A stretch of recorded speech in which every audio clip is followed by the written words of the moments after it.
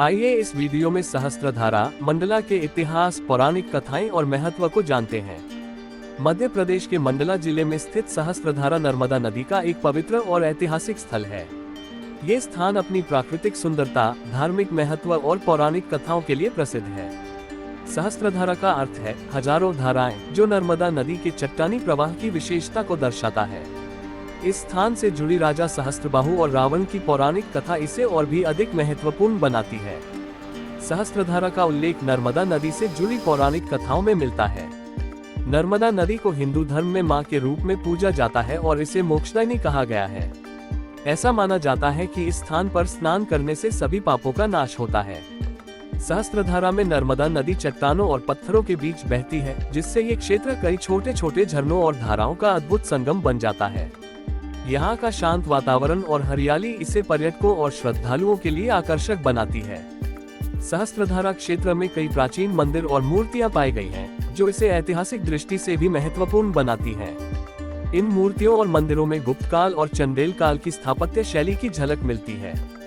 हर साल नर्मदा जयंती और अन्य पर्वों के दौरान सहस्त्रधारा में बड़ी संख्या में श्रद्धालु आते हैं। ये स्थान नर्मदा परिक्रमा के लिए भी एक प्रमुख पड़ाव है। सहस्त्रधारा से जुड़ी सबसे प्रसिद्ध कथा राजा सहस्त्रबाहु और रावण की है।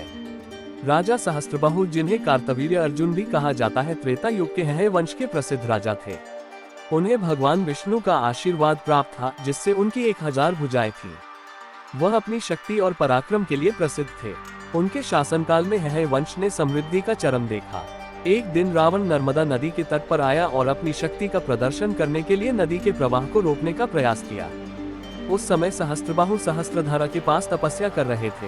रावण के इस कृत्य से सहस्त्रबाहु को क्रोध आया और उन्होंने अपनी 1000 भुजाओं से नर्मदा के प्रवाह को पुनः सामान्य कर दिया। इसके बाद सहस्त्रबाहु और रावण के बीच भयंकर युद्ध हुआ। सहस्त्रबाहु ने रावण को पराजित कर बंदी बना लिया और उसे अपनी राजधानी महिष्मती, जिसे वर्तमान में महेश्वर कहा गया, वहां ले गए। बाद में रावण की माता कैकसी और भगवान शिव के प्रति सहस्त्रबाहु की भक्ति के कारण उन्होंने रावण को मुक्त कर दिया। सहस्त्रधारा न केवल एक धार्मिक स्थल है, बल्कि इसे इतिहास और पौराणिक कथाओं के लिए भी जाना जाता है। यहाँ के चट्टानों और झरनों के बीच बहती नर्मदा नदी राजा सहस्त्रबाहु की शक्ति और धर्मपरायणता की गवाही देती है। सहस्त्रधारा मंडला जिले का एक अद्वितीय स्थान है, जो प्राकृतिक सौंदर्य, धार्मिक महत्व और पौराणिक कथाओं का संगम है। राजा सहस्त्रबाहु और रावण की प्रसिद्ध कथा ने इस स्थान को इतिहास में विशेष स्थान दिया है। ये स्थल नर्मदा नदी की महानता और भारतीय संस्कृति की गहराई का प्रतीक है।